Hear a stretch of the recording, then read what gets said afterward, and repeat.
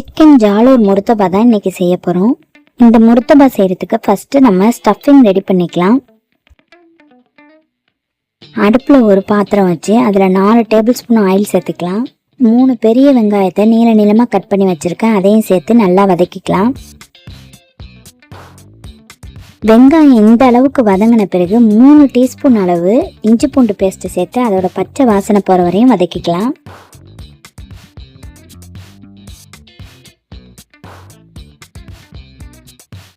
அடுத்ததா boneless chicken ஒரு 1/2 kilo எடுத்திருக்கேன்.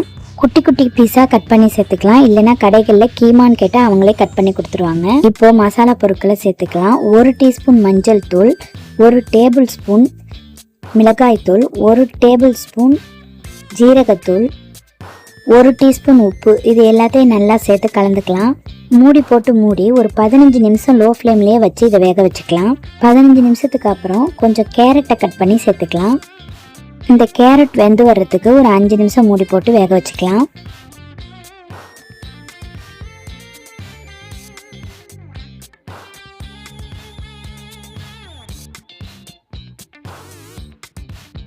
இப்போ அடுப்பை ஆஃப் பண்ணிடலாம். ஒரு 2 பெரிய வெங்காயத்தை நீளமாக கட் பண்ணி இந்த ஸ்டேஜில் நம்ம சேர்த்து கலந்து விட்டுட்டு மூடி போட்டு மூடிடலாம். இப்போது அடுப்பு ஆன்லைனில் இது நம்ம முர்த்தபா சாப்பிடும்போது நல்லா க்ரன்ச்சியாக இருக்கும். அந்த வெங்காயம் கடிக்கும்போது அந்த சூடு நல்லா ஆறி வரட்டும். அதுக்குள்ளே நம்ம ஜாலூரை ரெடி பண்ணிக்கலாம்.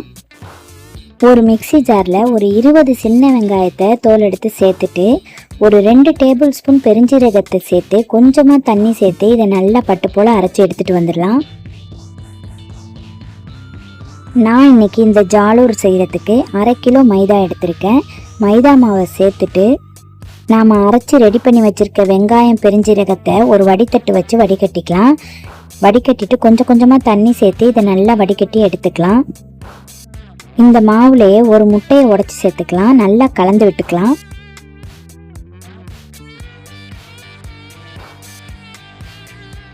இந்த மாவுக்கு தேவையான 1 டீஸ்பூன் உப்பு சேர்த்து நல்லா அதையும் கொஞ்சம் தண்ணி சேர்த்து கலந்துக்கலாம். இந்த மாவை நம்ம ரெடி பண்ணும்போது கொஞ்சம் கூட கட்டிகளே இருக்கக்கூடாது. ஏன்னா இதை நம்ம ஊற்றும் போது அந்த கட்டிகள் இருந்துச்சுன்னா அப்படியே உங்களுக்கு ஜாலூர் ஊற்றவே வராது, அடைச்சிக்கும்.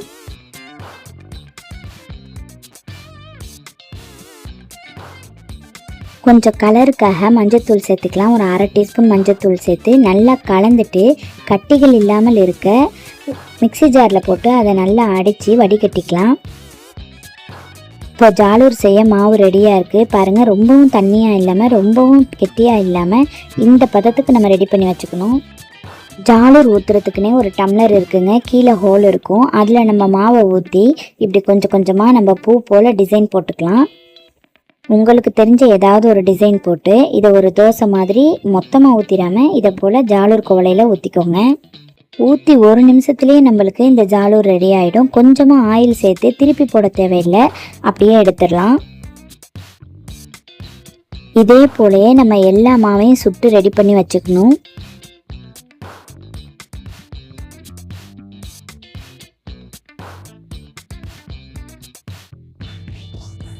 இப்போது எல்லாத்தையும் சுட்டு எடுத்தாச்சு. இதில் நம்ம ஜாலூரில் 4 பீஸாக வச்சுக்கலாம். அப்போ தான் கொஞ்சம் நல்ல மொத்தமாக இருக்கும். ரொம்ப மொத்தமாகவும் வச்சிட வேணாம், ரொம்ப மெல்லிசாகவும் வச்சிட வேணாம். நான் 4 பீஸ் சேர்க்குறேன். நடுவில் நம்ம செஞ்சு வச்சுருக்க அந்த ஸ்டஃபிங்கை வச்சுக்கலாம். நான் ஒரு 2.5 டேபிள் ஸ்பூன் அளவு ஸ்டஃபிங் வைக்கிறேன். ஸ்டஃபிங் வச்சுட்டு இப்படி மடக்கி அதே போல் அந்த பக்கமும் மடக்கி ஓரத்தையும் இதே போல் மடக்கிக்கலாம்.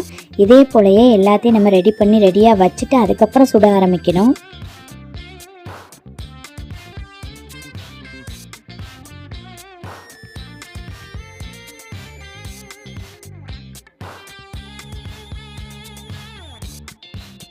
எல்லாத்தையும் ரெடி பண்ணி வச்சுட்டு ஒரு முட்டையை கலக்கி ரெடியாக வச்சுக்கலாம்.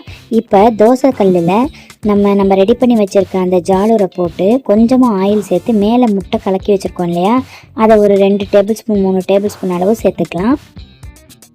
நல்லா திருப்பி போட்டு 2 பக்கமும் கோல்டன் ப்ரௌன் கலரில் ஆன பிறகு எடுத்து சர்வ் பண்ண வேண்டியதான். இதே போல எல்லாத்தையும் சுட்டு எடுத்துக்க வேண்டியதான். சூப்பராக இருக்குங்க, சாப்பிட்றதுக்கு அவ்வளோ டேஸ்ட்டாக இருக்கும். இதே மெத்தடில் நீங்களும் ஜாலூர் ரெடி பண்ணி பாருங்கள். ஜாலூர் முர்த்தபா சூப்பராக இருக்குங்க. சிக்கன் ஸ்டஃபிங்கோட சாப்பிட்றதுக்கு கிறிஸ்பியாக டேஸ்ட்டாக சூப்பராக இருக்கும். சுட சுட சாப்பிட்டிங்கன்னா நிறுத்தவே முடியாது, சாப்பிட்டுக்கிட்டே இருப்பாங்க. இந்த வீடியோ உங்களுக்கு பிடிச்சிருந்துச்சுன்னா உங்கள் ஃப்ரெண்ட்ஸ் அண்ட் ரிலேட்டிவ்ஸ்க்கு ஷேர் பண்ணி விடுங்க. இதே போல் வேறொரு நல்ல வீடியோவில் உங்களை நான் சந்திக்கிறேன். தேங்க்யூ.